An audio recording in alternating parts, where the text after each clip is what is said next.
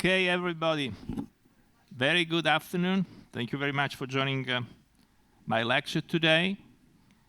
I understand some of today's tours were canceled for the bad weather, but I can reassure you that the partial transit of the canal will not be canceled, hopefully. Otherwise, that would be really very bad. Now, this will be divided in two presentations. The first one today is on the making of the Panama Canal. And tomorrow, I will go into details of the engineering and technology which was used to do the Panama Canal. There is a reason to do that, because the making of the Panama Canal has been a long and difficult story to arrive at the Panama Canal. And you're wondering why I put this picture here. Because some people ask, what does it mean, Panama? Panama means a lot of fish, an abundance of fish from the indigenous language at the time. This is the reason, so people understand where the name comes from, Panama. Now, we have to go back about 500 years ago. You remember, Columbus arrived to the Bahamas in his first voyage, but they didn't know anything about it, just that they arrived there. On the second voyage, that's where probably everything happened. On the second voyage of Christopher Columbus, he did not touch again the area of Central America. But on board his ships, there was Rodrigo de Bastidas, a wealthy Spanish nobleman. When he went back, he went to the Spanish crown. And he asked the Spanish crown that he wanted to conquer other lands with his own money. And the crown said, okay, we allow you to do that, but a quarter of whatever you find will belong to the crown. Of course, what they were looking for gold. The scope was to look for gold for this. So, once he was awarded this possibility, he went back, but he went back with two guys, Vasco Núñez de Balboa and Juan de la Cosa. De Balboa was an ambitious Spanish gentleman, and he was eager to have power, political power.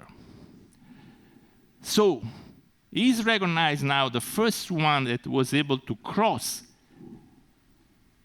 the isthmus of the Panama Canal. And that's what he did at the end of the day. Once with the Bastidas, they arrived on the Central American coast, he got organized with a number of Indians and some other Spanish colonialists. They crossed. I found this is in Spanish. This is the way to go, and then they went back. This is known as the Coiba Islands. So practically, he discovered the area of Panama City and the island of Coiba. So this was the time when they really understood that this was an isthmus, was a very short area which was subdividing the ocean from another sea that you remember with the Magellan. They circumnavigated, so they realized they could go to the Spicy Island in the Far East. However, he did not know at the time that this was already discovered, so he called this sea the South Sea at this part. Because he achieved this, he got some recognition by the Spanish crown. He was nominated the governor of the province of Panama and Coiba, but, and this is the point when everything stopped afterward, he had to remain under the authority of Pedro Arias Davila, who arrived in Darien in middle 1514. Why this was not really good for the Panama? Because you see what was the situation. The red were the two provinces which were assigned to the Balboa. The green one is the Darien region. They still call today the Darien. It was an area which is subdivided between Panama and Colombia. But the overall control, the blue one, was under Davila. Unfortunately, the ambitions of Balboa clashed with Davila. But Davila organized a proxy wedding with his daughter. The bride was not present. But by this, the Balboa gained the authorization to go back to the South Sea. And he wanted to explore the sea. So what he did, he dismantled 2 ships. Of course, they were not like the Viking ships. They were like galleons. They were a little bit smaller. He dismantled the 2 ships. He took his armada of Indians and colonialists, and they crossed. They remounted the ship, and they explored the sea. So it looks like everything was fine. Because he conquered, so he became famous because he was, possessing the South Sea. But this did not make very happy Davila, even if it was his son-in-law, without the wife, anyway. So what he did, he falsely accused him of treason, because of course he understood that the Spanish crown was giving him more power, because everything they discovered was part of the Spanish crown. So he was becoming richer and richer. So he said, "You are a traitor." So he accused him and executed him on the early 1519. So he discovered the Panama Isthmus, but everything ended there. It looks that everything was over, but it's not true, because the king of Spain, which was even the remaining of the Holy Roman Empire, few years later, in the 1534, he was the first person having the idea to have a canal in Panama. Because, the opportunity of avoiding this long circumnavigation for the Spaniards. I don't know how many of you have followed my presentation on the circumnavigation. Remember the world was subdivided between the Portuguese and the Spanish royalties. And whatever was eastward belonged to the Portuguese, whatever was westward belonged to the Spanish. So practically the Spanish, to go to the Spicy Islands in Malacca and the Philippines, they had to go around America. So for the king of Spain to find a crossing would be a great success. And he had a good idea, actually, because he proposed this idea. He said, well, the Chagre rivers going from Colón to La Cruces can be already can navigate at that time with the small ships. And then he said, well, eventually we could do from La Cruz to Panama, but eventually the available technology and engineering at that time did not allow them to do that. So, in alternative, they realized the Camino Real. Actually, they made 2 Camino Real. The first one was from on the Chagre River, and then from La Cruz to Panama, and the second one from Portobello or Nombre de Dios to Panama. These were actually the map they were using at that time. But you can still see today, if you would be so adventurous to go in the Panama rainforest, the tropical forest, you can still find the sign of the mule trail, El Camino de Mulas. So they were crossing with the ship with the shack, and then they were doing some part with the mule. And some of these are the remaining that you can see in the jungle, if you would be adventurous at that point. After this, for many, many years, everything remained like that. And we have to go a little bit, few hundred years ahead before anything could change. At that point, Central America was controlled by the British and the Americans. We're talking about the 1850. they were controlled by them. So the Americans and the British tried to have an agreement on the likelihood to build an interoceanic canal. Basically, it was to find an agreement to avoid any controversial issues.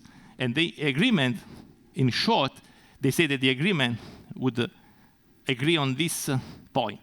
It would avoid occupy, fortify, colonize, assume or exercise any domination over.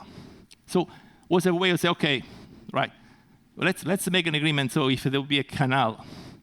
Of course, they did not know, they were not sure this canal would be in Panama or not. Keep in mind that at that time, Panama was still part of Colombia. So, on this treaty, this was the American interpretation. I show only the American interpretation, how the territories should be subdivided, because at the end of the day, it seems that the interpretation of the Americans of this very confusing treaty was the right one. So, this agreement was in place, but nothing really happened with this agreement. Everything was left there, because at the same time, in New York, a corporation was formed. The corporation in New York, just a few months before of this treaty signatory, they agreed that they want to create a railroad in the Panama Canal. It's okay, for now we cannot make a canal, we don't have the technology, but they knew how to build a railroad. So they created this company. And this company was put in place to realize the Panama Canal Railway Company. Now, today, you still have this company, which is not exactly on the same tracks of the one which was realized at that time. This was the project that was done at that time, which was realized, and you see the difference of the original and the present railroad. And you can understand the reason why they had to move the original one, because the original one now became the Panama Canal. So they have to move on land. So they started this amazing project to make the interoceanic Panama Railroad. And they started in the 1850, and the construction lasted 5 years until 1855. They had to go in the jungle, they had to cut trees, they had to dredge, they had to put mortars, they had to create breakwater. But by the end of the day, the Panama Railroad was advertised on the New York Tribune, was realized with the 47.5 mile long. So in the 1855, this railroad was created and gave an opportunity of an easy crossing between the two oceans. The Panama Review celebrated the 100 years on January 28, 1955, of the passage of the first locomotive from east to west. At the same time, they were advertising on the Harper's New Monthly magazine of these tropical journeys. You know, it was really an adventure. It was a tropical forest. Nobody knew anything at that time. This was one of the highest risks they ever had in any building around the world at that time. This was the original train at that time. Crowds were staying at the station to try to get on the train to get the crossing of the Panama Canal Railroad. You know, it was something like, an amazing success at that time. These were the workers' people on there. They made amazing bridges on the Chagres River at the same time with that technology. But how much was the cost of the ticket? The cost of the ticket at that time was not irrelevant for the value of the money at that time. A first-class passenger would pay $25, which was not irrelevant. I think that $1 at that time is about $38, $40 today. So personal luggage would be by 10 cents a pound, but the coal was $5 a ton. But what is interesting, all freight charges were paid in gold, non-dollars, with the gold. There were the people at the cashier waiting the gold to get your tickets. People could buy bonds of the company. By the time the railroad was in operation, the cost was about $6.5 million, which is equivalent to about $2.6 billion today to make the railroad. And the cost of an estimated between 5,000 and 10,000 workers gave their life to make the Panama Railroad.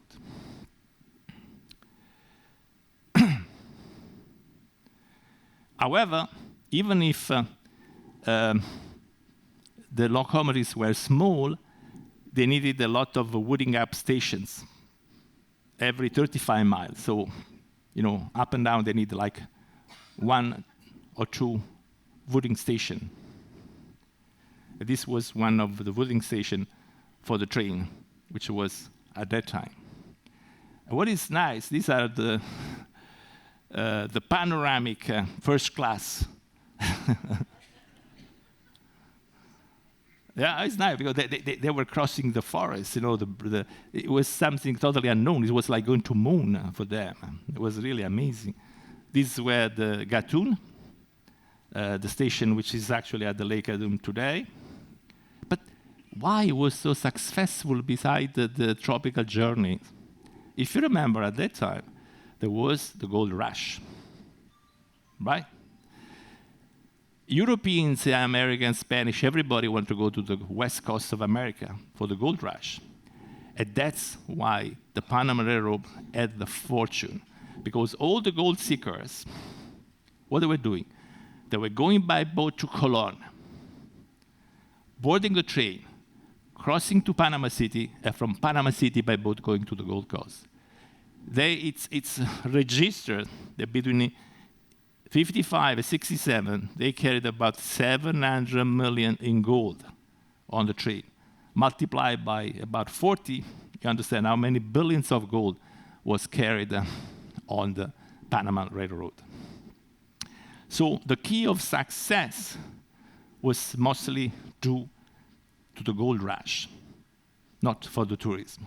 Today, maybe it would be a better success for the tourism, like we are going there to see what is the Panama Canal.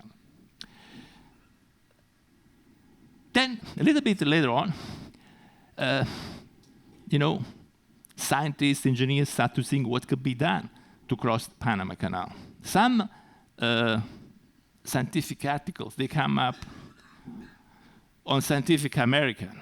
This is an American journal, it's still available today. Even now, people publish interesting articles of what can be achieved. And in December 27, 1884, so you see, 20 years later, they proposed this idea. Possibly today we could make it, for sure. With the great engineering we would do, I have no doubt. We can do in other places in the world, so we can do for sure. The idea was simply this one. Okay, let's make the ship arriving in Colon. We can lift, so the pontoon goes down, the ship goes there, it goes up, right? So in the place where the ship can navigate, the ship navigates on the river, on the lake. When there is not, we can put on the train. And that's what they try to do. So it was a combination of these turnable heads, on the ship railway. It was a great engineering idea for these days, but at that time it did not work. So they gave it up. They did not make it. At the same time, on the other side of the world, the French, they were working on the Suez Canal. So, Panama was under Colombia, and Ferdinand de Lesseps, he was the builder of the Suez Canal.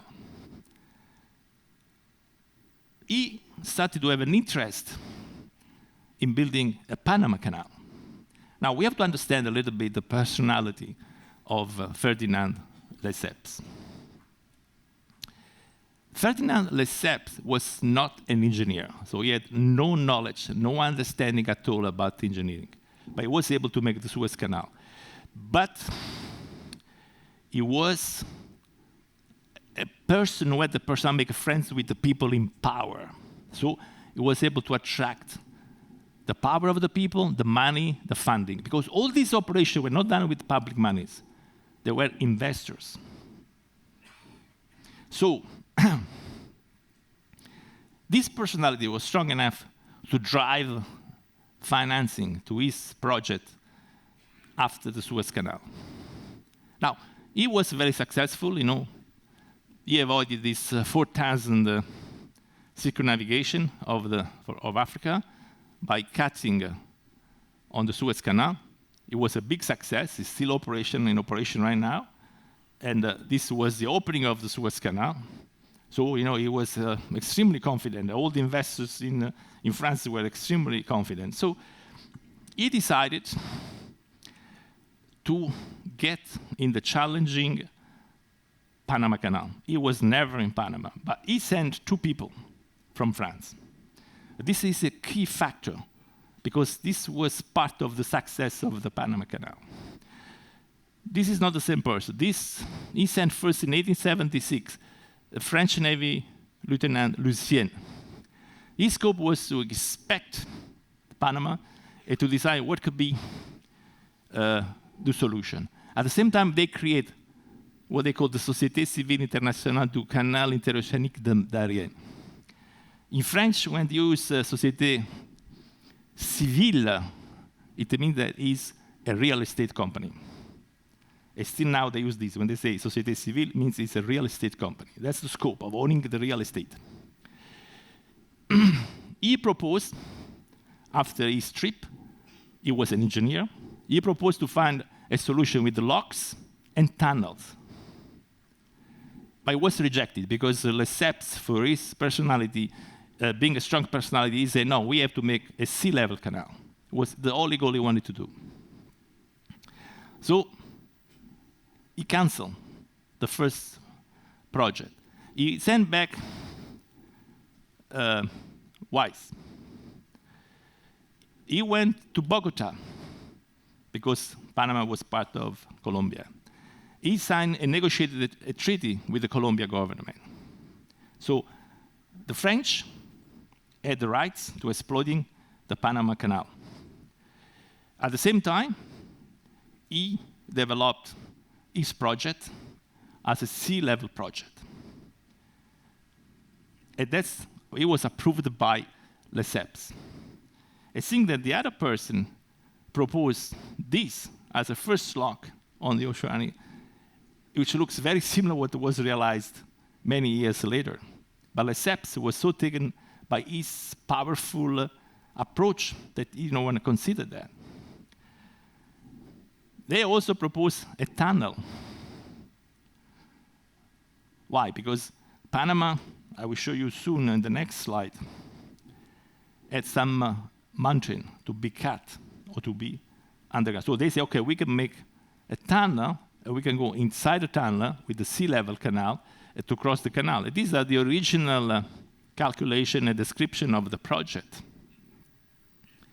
to go in the mountain at that time. This was the one which was officially approved in Paris. You see down there the situation of the mountains. You know, at a certain point, the mountains are quite high.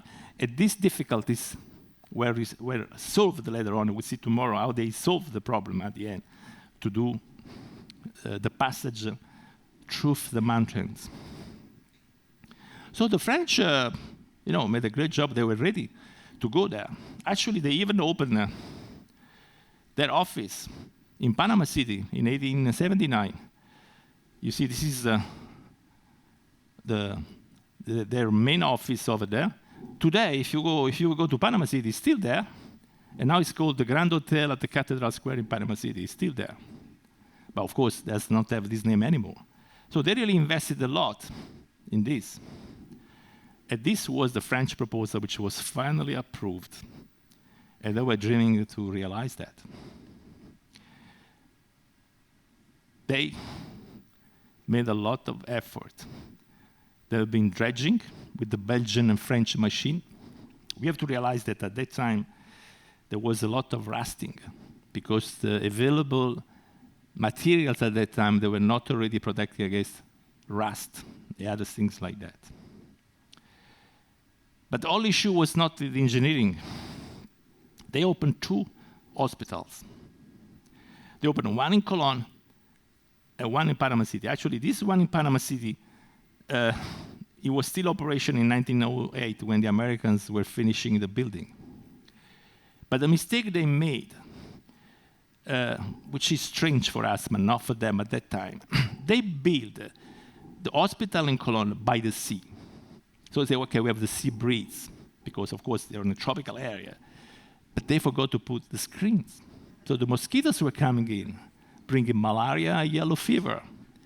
But at that time, they did not know that. They did not know that there was the problem. Sorry. So, the failure was also done to this reason. By the way, they made some progress. Actually, they excavated 75 million of cubic yards of material, which looks a lot, but was not a lot to realize. The canal, the obstacles were huge at that time. It was not like, dredging in the desert with the Suez Canal. They were in a different situation. At the end of the day, they lost about 20,000 men at that time. And there was a loss of $287 million, which was like at the time 1.5 million French francs. It was the greatest business failure ever of the French companies at that time. But this opened up some future opportunities. But before we go to the other future opportunities, Panama Canal was not only canal being considered at that time. The Nicaragua Canal was one of the issues. And the reason is because at the end of the day, these were the different proposals that was made during the years. I'm not going to detail a lot, but I'm giving you a nice news on the Nicaragua Canal. Because they have this huge lake. So they say, okay, technically, we have to find a way of crossing a little bit, then we get in the lake and we find a way to navigate and to exit into the Pacific Ocean. So this was what could look like one of the proposals of the Nicaragua Canal, which is not to be realized yet. Now, these are the 2 canals which were proposed at that time on a German. The German reported on their map. These are the original ones. That's why I'm sorry about the quality. But I found only small maps. They're not in scale, because the Nicaragua, of course, is larger than the Panama Canal. But the Panama is now a competing canal. In the 2013, the Nicaragua had an agreement with China, specifically with an Hong Kong company called HKBT, which is a great engineering company in Hong Kong. They put down a 50 billion project to make a Nicaragua canal. And at the end of the day, in 2014, a route was retained, and this project is still there. They have only to decide when they start to work. So I don't know what will happen technically and politically, but this is a news. It's a possibility to have a competing canal to Panama. But now let's go back on the time of the Panama Canal. What happened at that time? Teddy Roosevelt became president. This is the key man for the Panama Canal. He's the man. Why? Probably most of you are Americans, you know the history of your country, so you know what happened with Teddy Roosevelt. He was vice president with William McKinley. He was assassinated. So he became president, the 26th president of the United States, and he's still today the youngest ever president of the United States. He became president at 41 years old. He had an ambition. He wanted to exercise US power around the world. He was then re-elected in 1904. So he was convinced that if the United States could control the Panama Canal, this would be the tool for the United States to become the strongest and most powerful country in the world. So he was motivated and convinced to exercise this power. That's why he's the man, because he was convinced. And keep in mind that never before him a US president had an overseas trip. Probably you know. He was the first ever US president having a trip overseas. So what he did? Okay. He got this guy, Mr. Thomas Heron and John Hay. They went to Colombia. They signed an agreement with Colombia. Very simple. They say, okay, Colombia agreed to pay. They say, okay, we give you $10 million at that time, and we pay you every year $250,000 till the year 2000. They agreed. So they went back to the Congress, and they approved. So they say, okay, we go.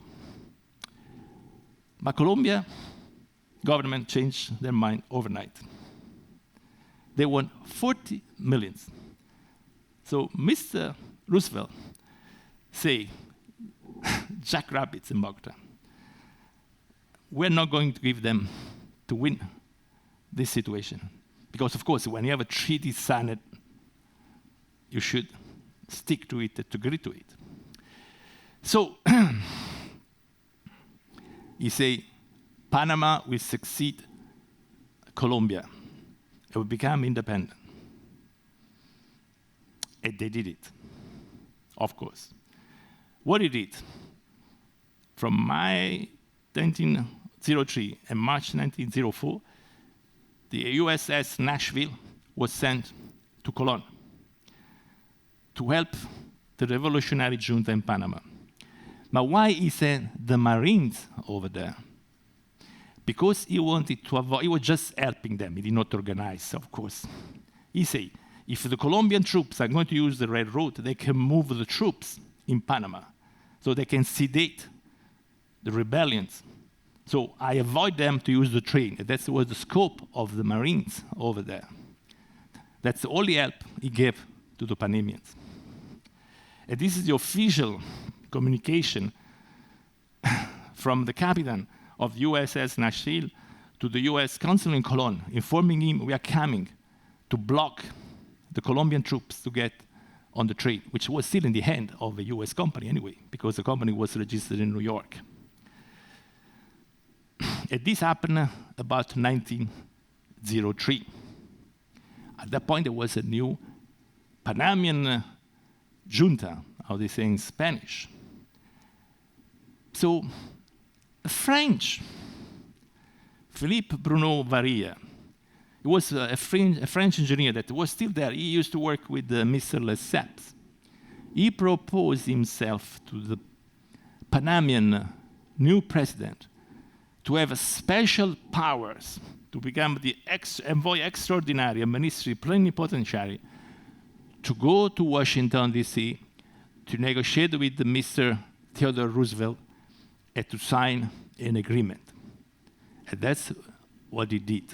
He went, and that's where everything started. You see back Miss A, which was the same one he signed the agreement with the Colombian government, signing the treaty with the new former country of Panama and the United States. And that's where everything started. You see him on this picture, de Lesseps and Bruno Varia. Of course, de Lesseps was not involved anymore at that point, but he was still in Panama. And then the work started.